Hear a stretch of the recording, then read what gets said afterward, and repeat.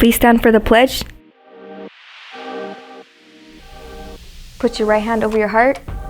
Ready, begin. I pledge allegiance to the flag of the United States of America and to the republic for which it stands, one nation, under God, indivisible, with liberty and justice for all. You may be seated.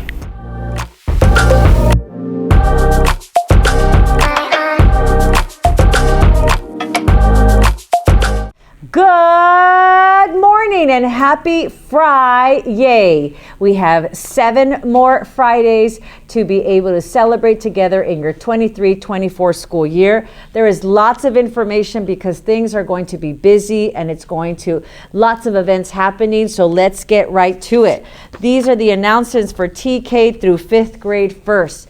We have our eclipse event. We have a natural phenomenon happening Monday. It's supposed to happen for 4 hours, but the peak time where most of the sun will be covered is between 11 and 11:15. We have 350 solar shades or viewing gear that you must wear when you are looking directly at the sun. Unless you risk burning your corneas. So you must have this very special viewing gear. Thanks to a science teacher in 8th grade, he donated 350 viewing glasses, or 400. So we will be selling on PBIS event. Today's the last day, I believe, if not yesterday in the afternoon, for us to see how many students are interested in this viewing event. If you are not invited or you did not get a ticket, if you're not interested or we sold out, if you're not part of the viewing party, you may not participate in looking at the sun directly.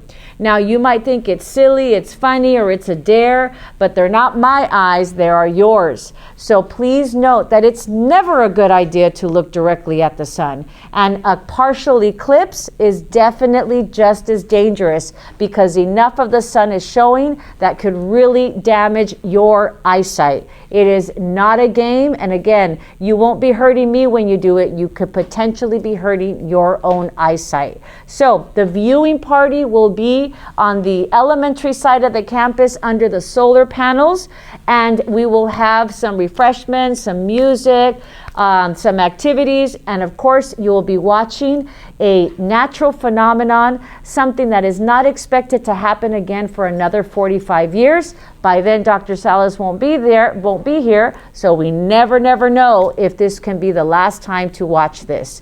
So eclipse April 8th.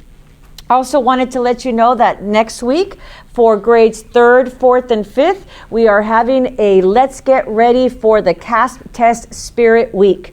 You will have a Spirit Day every day next week, and then a test tip for you to get ready for the CASP test. Remember that I said that unfortunately right now in the race for achievement, SMA is not representing themselves accurately. If we were in a race, we would be in last place, and the next person that's closest to us or the next school would be really far apart, and then that next school is next to most other schools. So we have this big gap right here that I just think is absolutely false and does not represent your intelligence. Who's the closest school next to us? CT.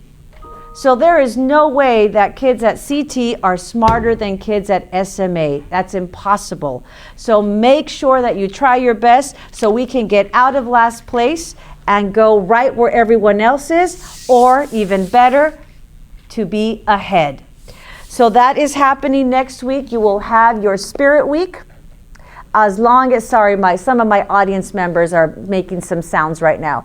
The Spirit Week will have a tip and also a dress option for you to wear. One thing I want to let you know, especially those in 4th and 5th grade, there are no Bluetooth earpieces allowed during testing. If you have anything on that on your person, the test becomes invalid. So leave them home all next week because you won't need them for another month. Keep them home. It's good. You're going to go through some ear withdrawals. You're going to be like, oh my gosh, where's my other piece of my ears? But right now, you do not need those for an entire month. AirPods and any other earbuds stay home until May 10th. Okay, in other news, just a few important things. We make sure that you're using the equipment safely. There's no sliding or walking up the slide, and make sure that you're using the swings appropriately. Soccer players, you need to demonstrate good sportsmanship. That means no profanity, no hitting each other, and no aggressive play, or I will remove soccer for the rest of the school year. Also want to let you know that we have our 5th grade clap out, and you are on a contract as well, 5th graders.